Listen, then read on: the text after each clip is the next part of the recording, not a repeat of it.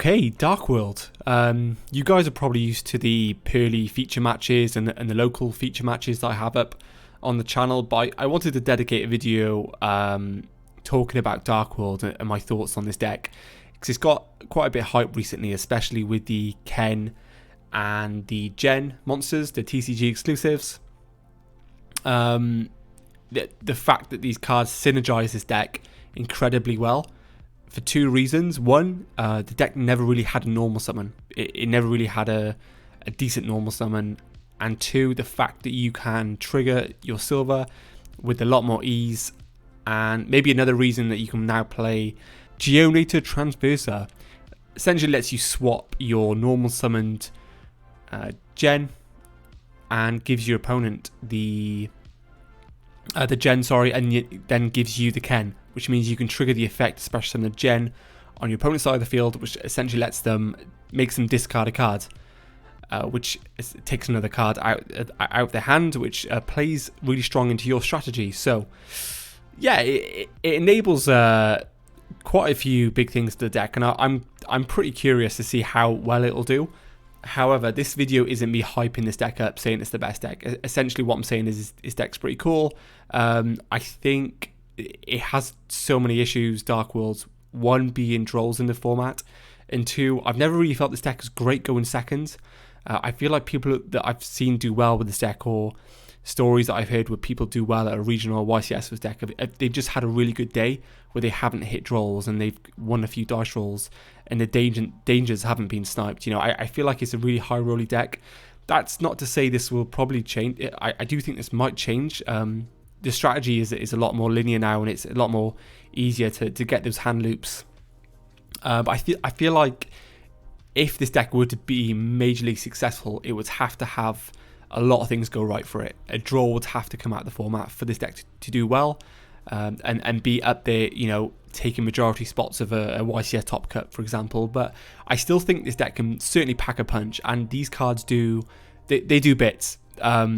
They do a lot for the deck, and I'll sort of explain how I think they'll be utilized, and some little siding patterns you could potentially do, because I don't think these cards are great going second, which probably plays a bit more into the downfall of the deck and the current issue. It doesn't really solve the problem going second. However, it does boost the ceiling going first, and it plays to the win condition of this deck. So I've been messing around with it, and it's been pretty fun. I think this deck's really fun, really like pretty affordable. I don't think the deck's really that expensive. From like a budget point of view, I don't think. I mean, maybe SB Little Knight, but you don't necessarily need to play this card. However, it does help. But I think I'll sort of go over the deck list and share my thoughts as I go through. So if you want to see more videos like this, like, subscribe, all that good stuff, and we'll get straight into it. So I think the ratio of the Dark World stuff is really, really standard. Don't think I've got anything here that's like different from the standards. 2 silver I probably prefer, because you don't always want to open this card, and you can always search it off Corridor, you can search it off Snow. I think this card's fairly accessible. 2 Corridor I think should be standard. 1, it's once per turn, and 2, you can just filter through your deck like crazy.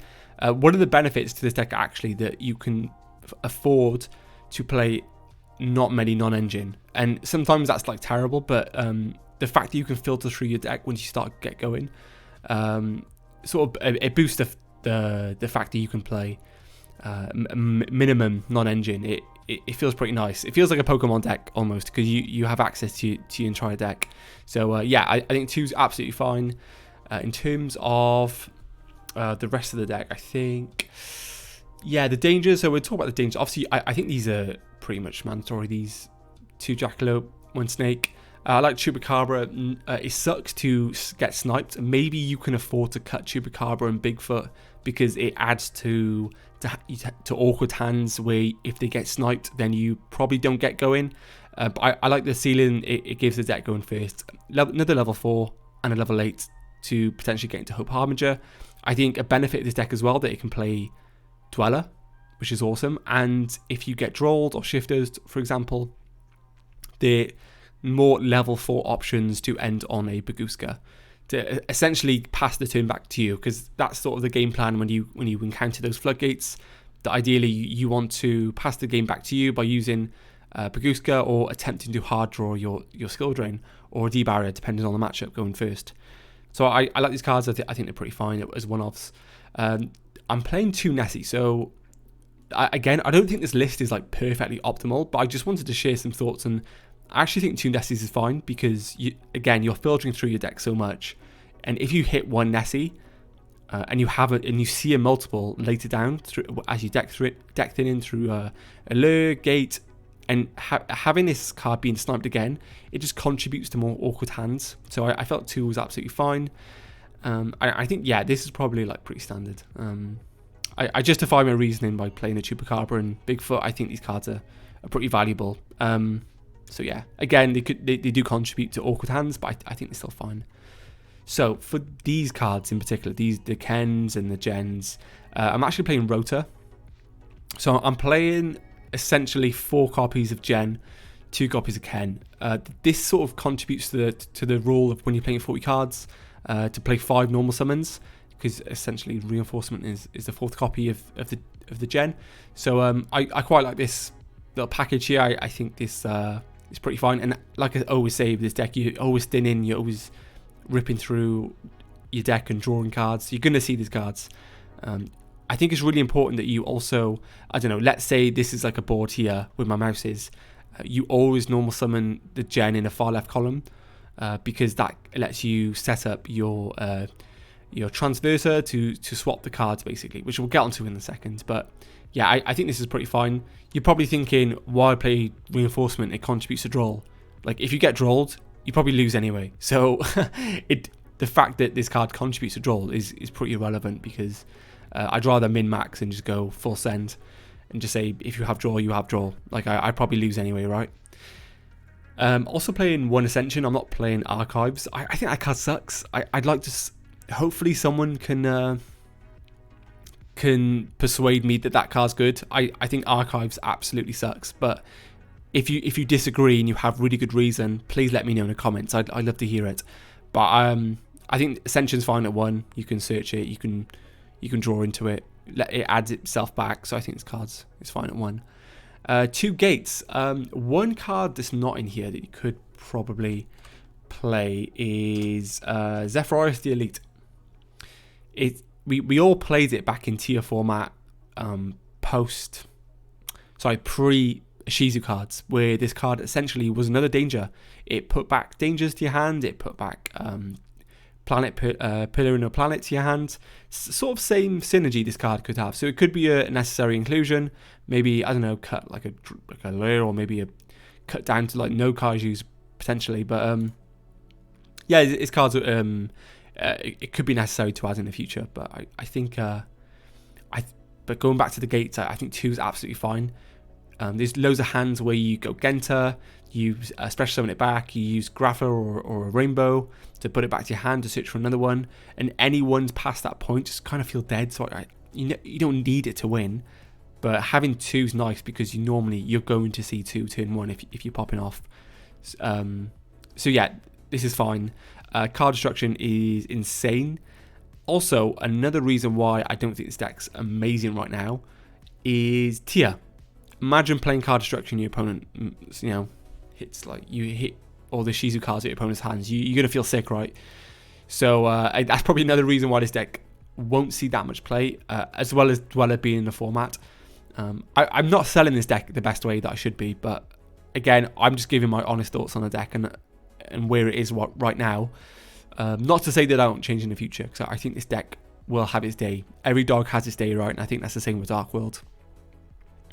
3 Allure, probably mandatory. Probably have to play 3. Just fixes hands, gets you into your dark corridors, lets you see your dangers. I think this card's great. 2 Radiant. So my thought process is you have to play at least something non-engine wise. So you might as well play a card like Radiant, which contributes to banishing off Allure going first. And yeah, could be anything, but I just think Radiant has the most synergy in terms of a non-engine card. But yeah, that's pretty much the deck. I think this is probably fine. Nothing I'd really change at the moment, apart from maybe the Zephyrius, but this is probably fine. For the side deck, I don't think this is like massively optimal, but I think it's probably the most standard if you were to play this deck. From a budget point of view, you could probably switch out the Encores for Book of Eclipse. Evenly's pretty affordable now. The rest of these cards are pretty affordable, so yeah, I'd probably switch this for a Book of Eclipse if you wanted a anti-Pearly card. And then on to the extra deck. So a little bit changes. We have the introduction to SP Little Knight. I'm not going to say this card boosts this deck, because this card boosts every deck that can link summon right now. So I think it's a welcome inclusion, but it isn't, you know, I think the power level of the format does go up significantly with the introduction to this card. So I don't necessarily think this deck massively benefits from it.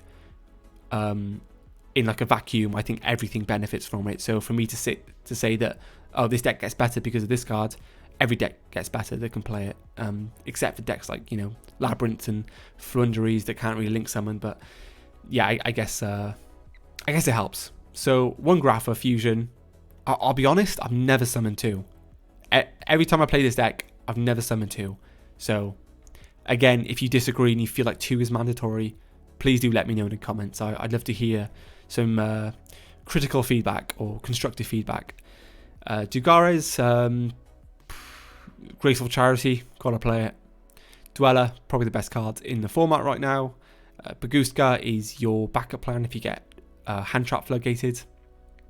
Hope Harbinger, not seeing that much play in terms of a Dark World deck right now, but you know, because we're playing the Bigfoot, if you hit, you know, ideally hit Nessie, go Jackalope. If it gets sniped, you summon a Bigfoot or a Chupacabra, right? These two are your main sort of summons off your Jackalope. So giving you a option to go into Hope Harbinger is great. I think this card's awesome. It's really powerful, so we can play it. Why not? We have a little bit of space. SP Little Knight, of course, helps go in first and second, especially if you have those awkward boards where you have like redundant monsters you can't XYZ summon with. I know, let's say you have a silver and like a Graph on the field, or a silver and maybe even a Gen on the field. You can just make it like an IP, get another body on the field, and you potentially get into an SP Little Knight if your IP resolves, which is great. Also off topic, I think this card becomes a lot better next format. Spellbound, wherever it is.